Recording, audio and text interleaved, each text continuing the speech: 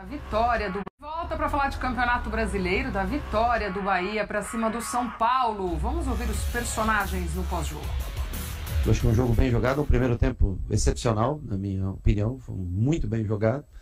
Segundo, a gente faz o gol, depois quando acaba tendo a penalidade, logicamente o time fica um pouco mais nervoso, que é normal, um pouco mais ansioso, e é onde o São Paulo começa a chegar e criar melhores oportunidades, né? Nós estamos tentando crescer.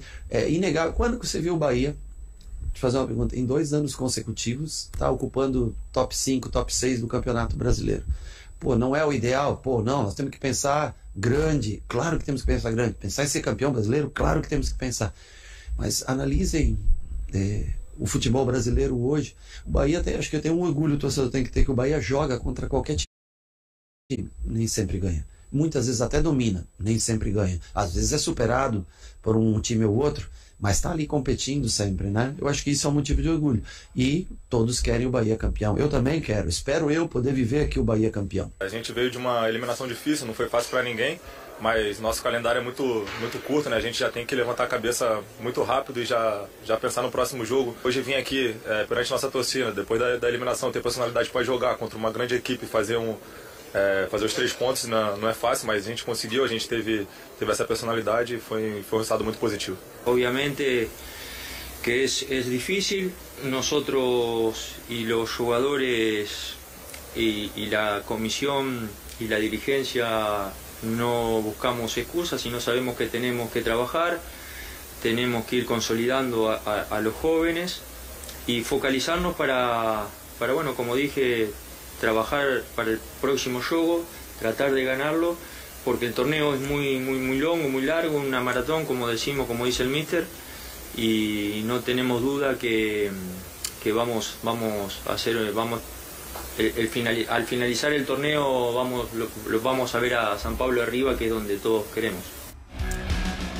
Na tela aí pra gente os números deste jogo entre Bahia e São Paulo. 2-1 pro Bahia, posse de bola 59% a 41%, finalizações 13 a 14, no alvo 7 a 4, grandes chances 5 a 4 e ações na área rival 23 a 14. Vamos com os gols desta vitória do Bahia, mas antes a gente vê os números do Rogério Ceni em 12 jogos como treinador contra o São Paulo. Conquistou a vitória hoje, né? O triunfo, né? Vamos falar certinho aqui. Conquistou esse triunfo hoje para o Bahia em 4 jogos.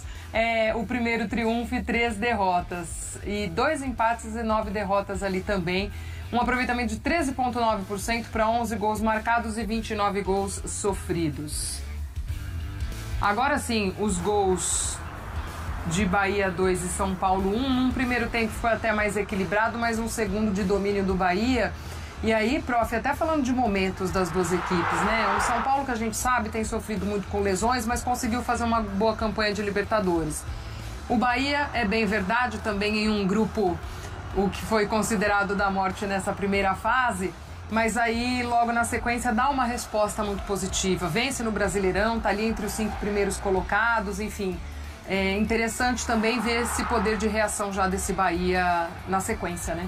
A resposta de desempenho do Bahia é sempre positiva, né, Glaucio? O desempenho do Bahia dificilmente é ruim. É um time que gosta muito de ficar com a bola, de tocar a bola, mas na hora de tirar um 10 tem uma dificuldade.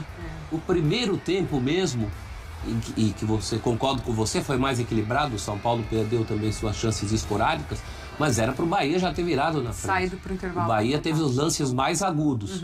Consegue a boa vantagem, depois bate aquela apreensão depois do gol do São Paulo, o Rogério falou isso, mas o Bahia foi melhor o jogo inteiro.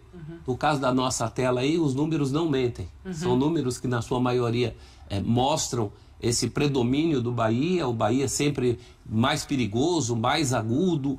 O São Paulo gostei até mais do primeiro tempo, em que algumas jogadas, o Luciano hoje numa função mais e meia, que nem é a dele, mas estava funcionando, pifou o menino Rian Francisco na melhor chance do São Paulo ali no primeiro tempo. São Paulo com um pouco mais de sorte poderia ter saído na frente, mas eu fico com a leitura do Rogério. O Bahia hoje é um time que fica mais com a bola, inclusive em partidas contra gigantes, como foi contra o São Paulo, contra o Palmeiras, muito equilibrada, o Bahia consegue ganhar na casa do adversário, E o Bahia fez recentemente jogos contra o Flamengo, tendo mais posse de bola contra o Flamengo no Maracanã. Isso não é pouco.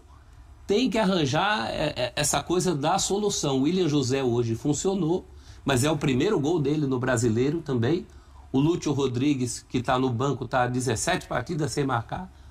Então, essa é uma coisa que o Rogério ainda não conseguiu resolver. Se tivesse resolvido, talvez tivesse tido até mais sorte na Libertadores, apesar da gente saber que o grupo era difícil. Mas sobrou a Sul-Americana, eu acho que o Bahia é um time suficientemente consistente para almejar o próprio título da Sul-Americana, que seria o primeiro título internacional importante para o trabalho do Rogério e para o próprio Bahia, né?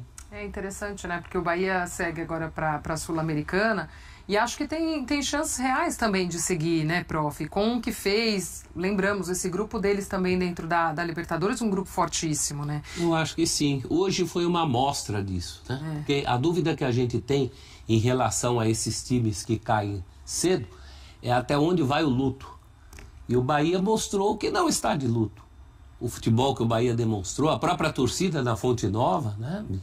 Apoiando um clima para cima, um clima legal, um clima de que a vida continua.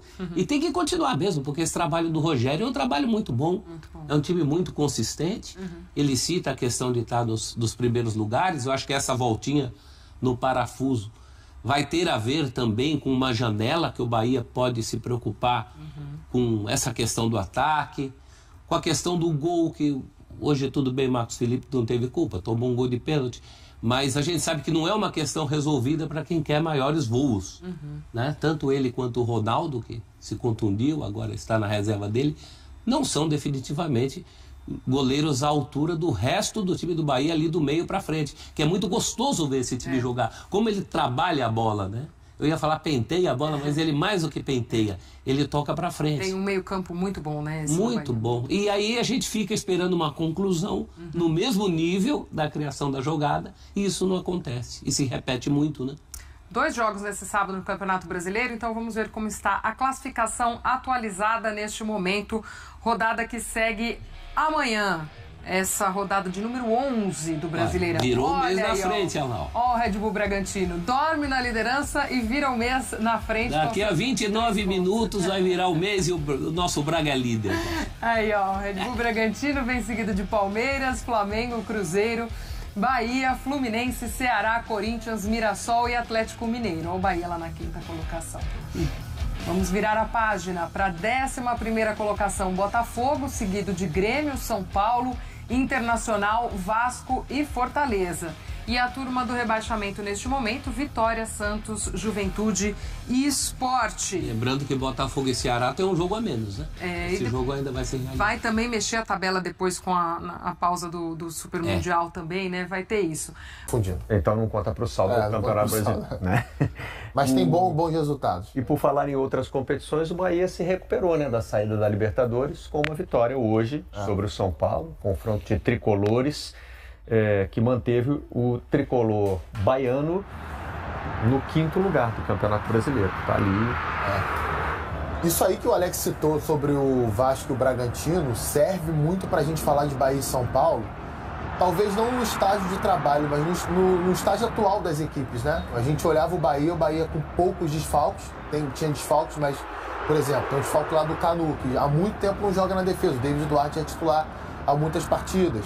Então era o time base do Bahia, que já vinha jogando de um jeito que todo mundo já conhece desde o ano passado, contra o São Paulo, mais uma vez, muito transformado, né? E aí, assim, existe um debate muito grande sobre o trabalho do Zubeldia no São Paulo, que eu não acho que seja ruim, mas também não acho que seja bom.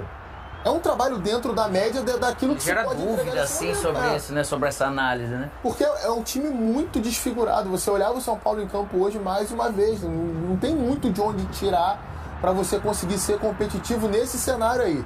Não estou dizendo que o São Paulo seja normal para o São Paulo, por exemplo, por mais que o Mirassol tenha um bom time, ser derrotado pelo Mirassol dentro de casa. Mas hoje a realidade é o seguinte: esse time do São Paulo, ele é inferior a esse time do Bahia. O São Paulo não vai à Fonte Nova, esse São Paulo contra esse Bahia, e vai lá dominar o Bahia, vai ter mais a bola, vai atacar o Bahia, não vai. Só conseguiu fazer isso depois que o Bahia abriu o placar, e aí teve que correr atrás do resultado, mas a vitória do Bahia é justíssima. O Bahia abriu o placar, estava sufocando o São Paulo, né?